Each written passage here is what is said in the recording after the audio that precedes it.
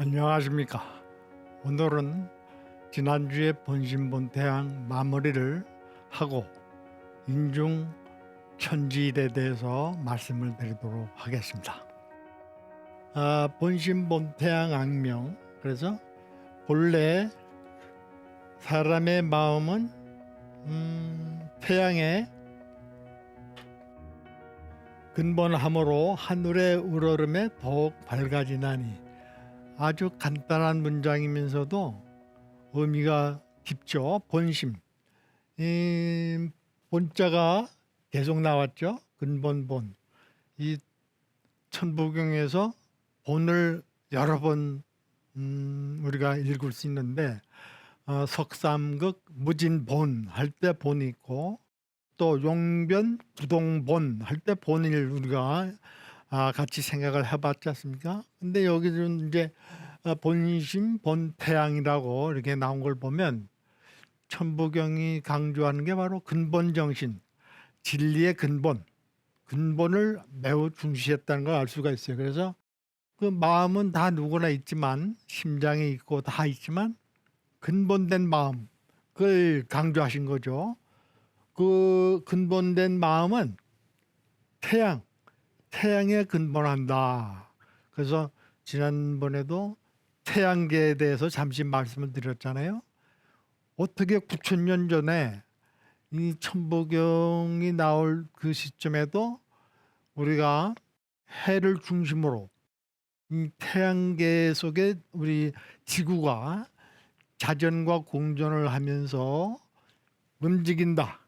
그래서 그 더욱 빛을 발한다. 악명. 그러니까 그 마음이, 우리 인간의 마음이 태양을 숭배하고, 우리 고조선 시대에도 태양 숭배 의식이 있었지 않았습니까? 그래서 그 태양을 중심으로 해서 더욱 밝은 그런 마음, 또 밝은 가정, 밝은 사회, 밝은 나라. 그래서 그 배달이라는 나라도 있었고, 또 단군도 그 박달나무 단이라고 그래서 밝게 피는 나무, 그걸 상징적으로 해서 밝음을 우리 옛 고조선 때부터 중시했다는 사실을 이 문장에서 확인할 수가 있죠. 자, 그래서 이 공자님도 그 노노의 그 제자들이 군자무본이라 해가지고 근본이 서면 도가 나온다 하는 말씀을 하셨다는 것을 우리가 볼 때, 성인 공자님도 1000명, 50의 뒤천명을 말씀하셨듯이 이 하늘의 이치, 천리, 천도에 대한 깊은 생각, 또 그 이치를 가지고 사상과 철학을 정립을 하셨다, 이렇게 볼 수가 있는 거죠. 그래서 인지본, 인의 근본이라는 것까지 말씀하실 정도로 근본을 중요했다는 것은 이 천부경의 사상 철학을 이미 공자님이 체득을 해가지고 그 당시 춘추 전국 시대에 주류천하를 하면서 각 제후들을 만나서 인의의 정치, 인정을 베풀어서 백성을 살리자 하는 그런 훌륭한 사상과 철학을 전파했다는 걸 우리가 알 수 있습니다. 자, 그래서 이 본심의 이제 마음심은 어질다는 인과 모다는 불동주 두 개의 합이라 해서 어질게 모으고 모아서 쓰는 게 마음이다. 그래서 마음에 대한 근본 정의를 문자를 통해서 우리 선조들이 발명을 했다는 거, 그리고 심장하고도 관련이 있다. 그래서 심장이 뛴다, 마음이 뛴다, 이런 약동한다, 뭐 이런 것이 있지 않습니까? 그래서 심장의 고동 소리와 함께 마음 심자가 있어서 어질게 모으고 모아서 잘 쓰는 거, 그게 진정한 마음이다 하는 걸 우리가 문자를 통해서 알 수가 있죠. 그래서 그 마음심의 이해를 우리가 좀 더 하자고 하면 이쪽에 있는 게 하나로 봐서 절대, 또 요게 두 개가 있어서 상대, 그 함께 있잖아요. 절대적인 가치와 상대적 가치가 함께 어우러져 있는 게 우리 인간의 본심, 본래의 마음이다. 근데 일반적으로는 그러지 못하잖아요. 절대적인 가치를 추구하는 사람이 있는가 하면 상대적 가치에 연연하는 사람들이 많죠. 그래서 갈등하고 대립하고 그런 그 혼란을 갖고 사는 사람들. 그래서 심리 불안 상태가 많아요. 현대에서는. 그래서 정신분열증 환자도 많이 생기고 여러 가지 사회 문제가 되고 있지 않습니까? 근데 우리 마음심에는 태극과 음양, 이 하나는 절대는 태극이고 상대적인 것은 음양으로 나타나지 않습니까? 음양, 음과 양이 함께 어우러져 있는 겁니다. 그리고 보이지 않는 거기 때문에 신, 보이는 선행, 악행, 이게 함께 있어요. 또 본질과 현상, 눈에 보이지 않는 이치와 현상, 눈으로 확인할 수 있는 현상적인 것이 함께 있고, 무와 유가 함께 있고, 이런 그 마음에 대한 좀 폭넓은 이해가 필요하다는 얘기가 되겠습니다. 원래 한자가 갖고 있는 의미는. 그래서 마음이란 건 어디 국한되거나 거치거나 이런 게 아니라 자유로운 마음, 이런 걸 우리가 살면서 어느 순간에 느낄 때가 있지 않습니까? 어디에 구애받지 않고 구속받지 않고 자연스럽게 자연과 통화하면서 그런 자유를 만끽하는 그런 느낌이나 삶의 어떤 현장이 있었다고요. 이제 그런 것이 있기 때문에 마음을 잘 흔들리지 않게 부동심하는 그런 수양, 훈련, 이것을 맹자님이 우리 인류에게 전파를 한 거 아닙니까? 부동심하는 게 좋다 하는 뜻으로. 왜 온 태양에서 태양 숭배는 어제 오늘의 일이 아니고 태양이 존재하는 한은 태양계가 있기 때문에 태양을 무시하거나 태양을 모르거나 태양을 멀리해서도 안 된다는 얘기가 되겠어요. 그래서 우리는 원래 태양족으로부터 시작이 됐고, 오죽하면 태양 속에도 삼조고라는 이런 그 새를, 까마귀를 형상화해서 새롭게 늘 새로운 것을 추구했다는 그런 의미를 우리가 볼 수 있어요. 그리고 바로 태양을 중심으로 지구가 수성 다음 금성 다음 지구 세 번째로 이게 태양계를 형성해서 자전도 하고 공전도 하면서 여기에 물이 있고 산이 있고 또 많은 생명체가 살고 있지 않습니까?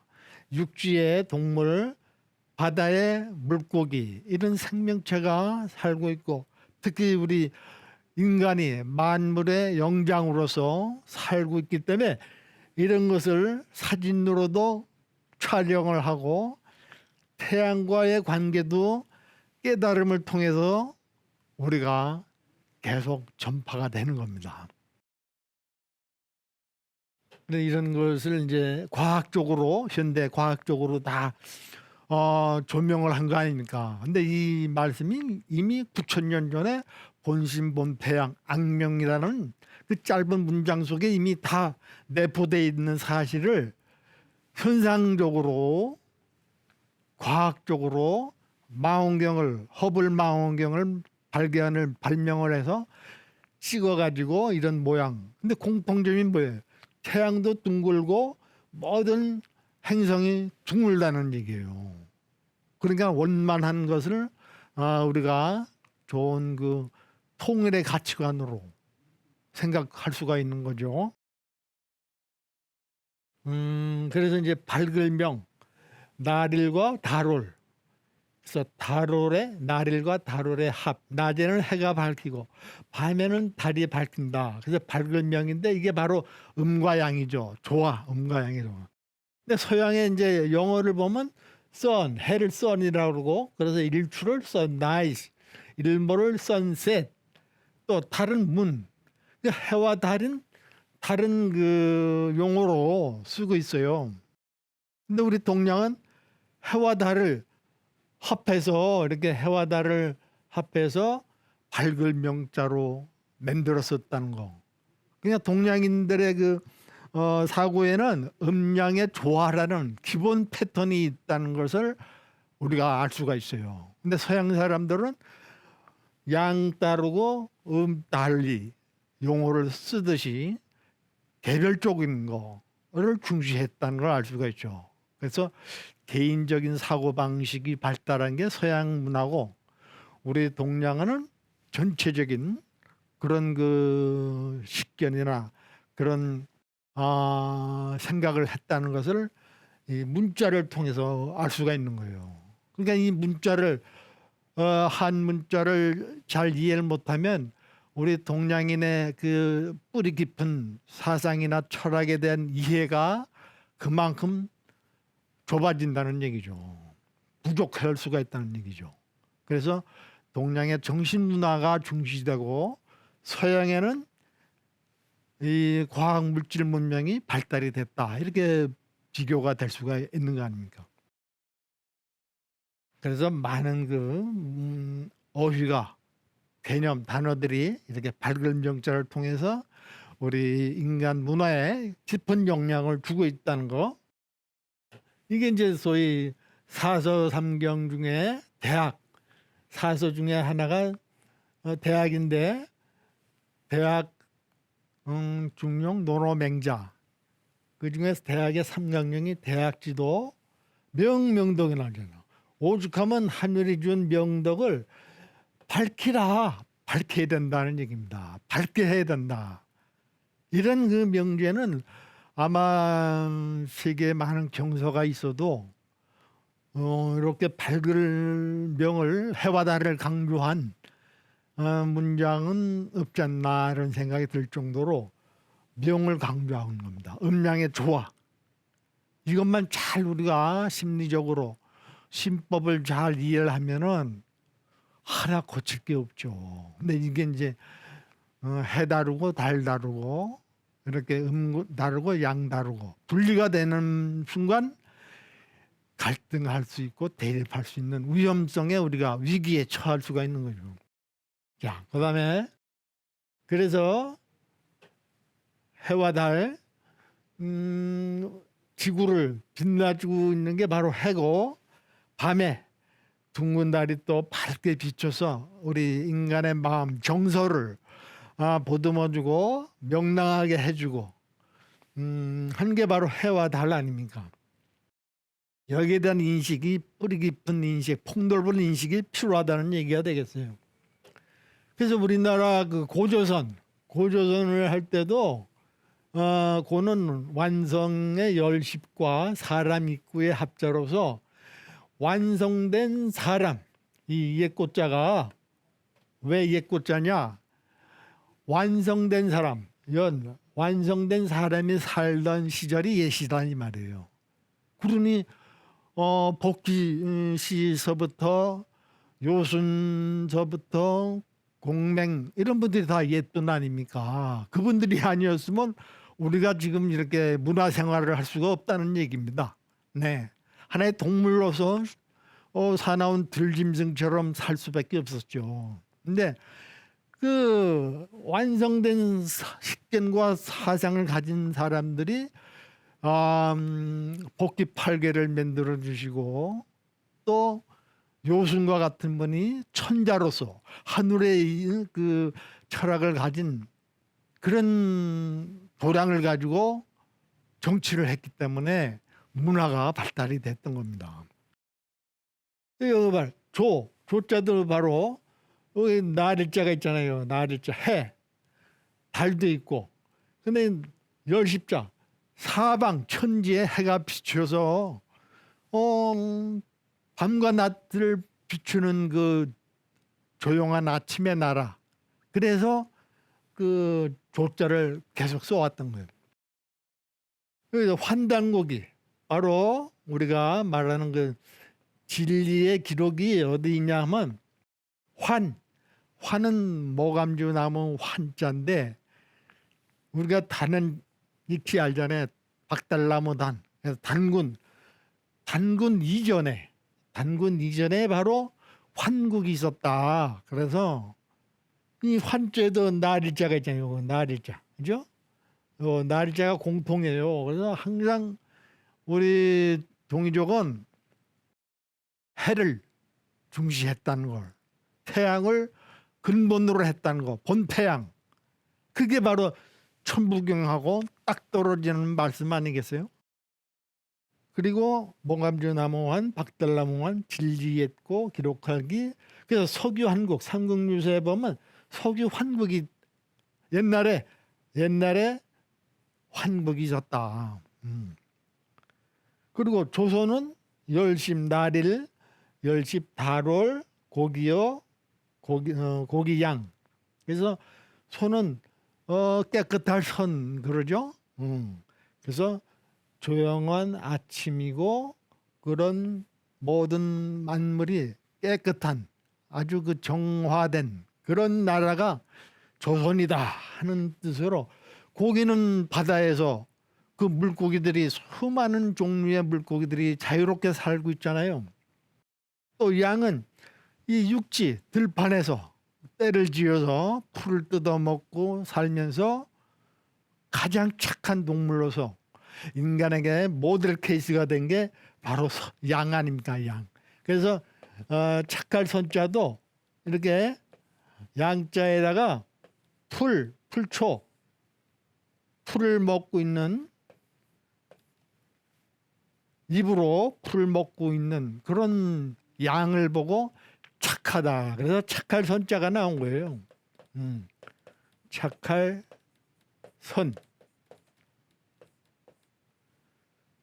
그러니까 맹자님이 성선설을 얘기하실 수가 있는 거야. 성선설.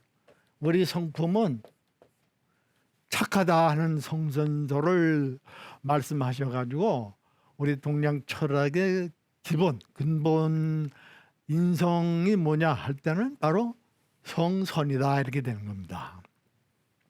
그만큼 양을 중시했다는 거. 양의 특징이 여러 가지지만 나중에 또 기회가 있으면 말씀드릴 것이고, 온순하고 의리가 있고 다 그 양자를 많이 써요. 그래서 오를 의자도 이렇게 양자를 쓰고,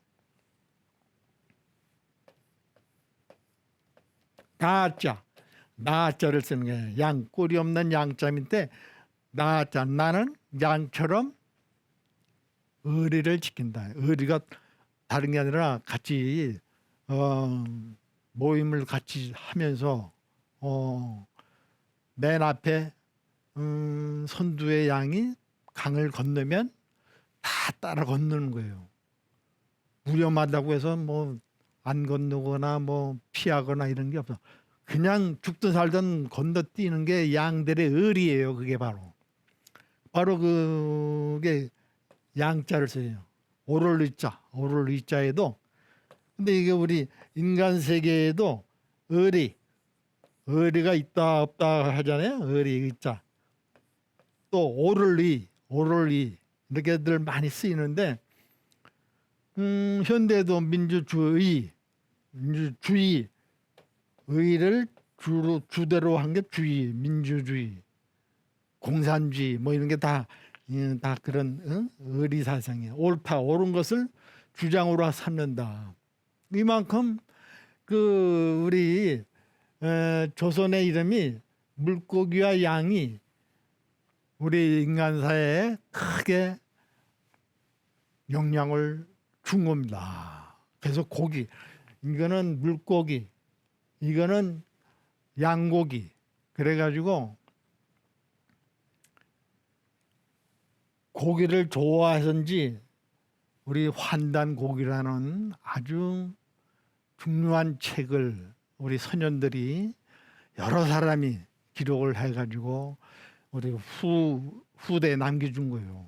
이 환단고기를 우리가 역사를 모르면 지금 다 일제 식민사관에 의해서 날조되고 왜곡된 그런 역사를 배워가지고 우리가 지금 정신혼란을 갖고 있는데, 이거야말로 우리 단군 이전에 환국과 단군과 그 역사를 잇는 역사를 배워야만이 제대로 된 역사 교육이 되는 것이고 올바른 가치관을 갖는 그런 삶이 된다고 하기 때문에 앞으로 뒤에 있으면 환단고기에 대한 공부를 우리가 소중히 해야 된다고 봅니다.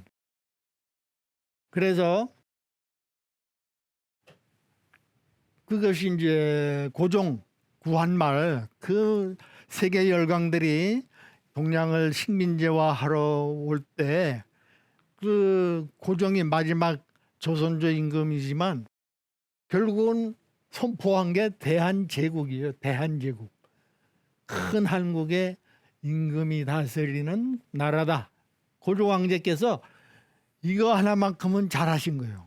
그래가지고 우리가 제후국이 아니다.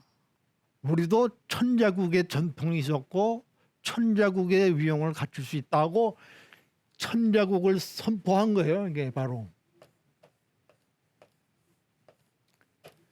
그러고 대등한 외교 관계를 주장을 하고 그렇게 하셨는데, 그 열강들이 그 당시 식민지화 하려고 하는데 이 말씀이 맥힙니까?